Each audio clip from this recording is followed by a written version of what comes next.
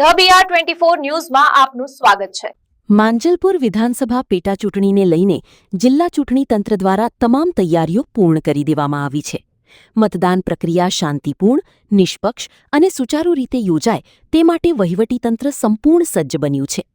જિલ્લા કલેક્ટર અને જિલ્લા ચૂંટણી અધિકારી અનિલ ધામેલિયાએ માહિતી આપતા જણાવ્યું હતું કે માંજલપુર બેઠક પર કુલ 2.19 લાખ મતદારો પોતાના મતાધિકારનો ઉપયોગ કરશે। મતદાન માટે 260 મતદાન મથકો તૈયાર કરવામાં આવ્યા છે।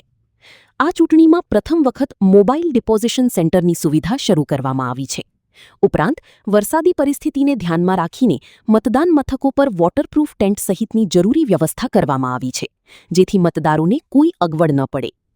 ચૂંટણી દરમિયાન કાયદો અને વ્યવસ્થા જળવાઈ રહે તે માટે 1400થી વધુ પોલીસ કર્મચારીઓ તૈનાત રહેશે। મતદાન સવારે 7 વાગ્યાથી સાંજે 6 વાગ્યા સુધી યોજાશે। હાલ ચૂંટણી માટેની મતદાન સામગ્રી અને ઈવીએમ ડિસ્પેચિંગ કરવાની કામગીરી ચાલી રહી છે। તમામ પોલિંગ પાર્ટીઓની જરૂરી સામગ્રી સાથે મતદાન મથકો તરફ રવાના કરવામાં આવી રહી છે। કલેક્ટર અનિલ ધામેલિયાએ જણાવ્યું હતું કે ચૂંટણી માટેની તમામ તૈયારીઓ પૂર્ણ થઈ ચૂકી છે અને મતદારો નિર્ભય તથા સરળતાથી મતદાન કરી શકે તે માટે જરૂરી તમામ વ્યવસ્થાઓ સુનિશ્ચિત કરવામાં આવી છે।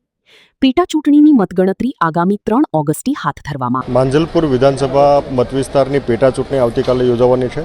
આજે એમનું ડિસ્પેચિંગનું કામ ચાલી રહ્યું છે। તમામ મતદાન ટુકડીઓ અહીંયા હાજર છે અને થોડી વખતમાં ડિસ્પેચ અહીંથી થઈને એમના પોતાના મતદાન મથક ઉપર જશે। મતદાન મથક ઉપર મતદાન માટેની પૂરતી વ્યવસ્થા મેં કરી છે। ખાસ કરીને તમામ સ્થળો ઉપર સાથી સહાયક અને વોલ્યુન્ટિયર્સ રાખ્યા છે। આ વખતે વિશેષ તકેદારીના ભાગરૂપે અમે ત્યાં દરેક મતદાન મથકો પર વેબકાસ્ટિંગની વ્યવસ્થા કરી છે। માઇક્રો ઓબ્ઝર્વર્સ પણ સેન્સિટિવ લોકેશન પર હાજર રહેશે।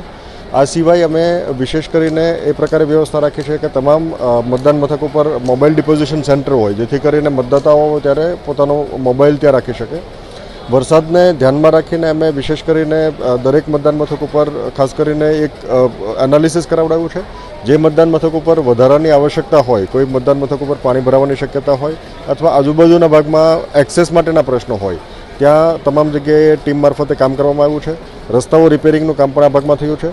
સાથોસાથ કોઈ જગ્યાએ પાણી ભરાવાનો પ્રશ્ન હોય ત્યાં ડિવોટરિંગ સાથેની ટીમ પણ તૈયાર રહેશે, ડિવોટરિંગ પંપ સાથેની ટીમ પણ તૈયાર રહેશે અને આ ઉપરાંત અમે ક્વિક રિસ્પોન્સ ટીમ પણ તૈયાર રાખી છે, જેથી કરીને મતદારોને મતદાન કરવાની પ્રક્રિયામાં કોઈ દખલગીરી ના થઈ શકે।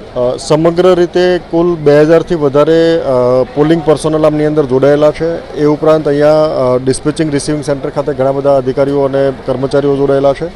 1400થી વધારે પોલીસ કર્મીઓ, CAPF, SRPF વગેરેની ટીમો પણ જોડાયેલી છે।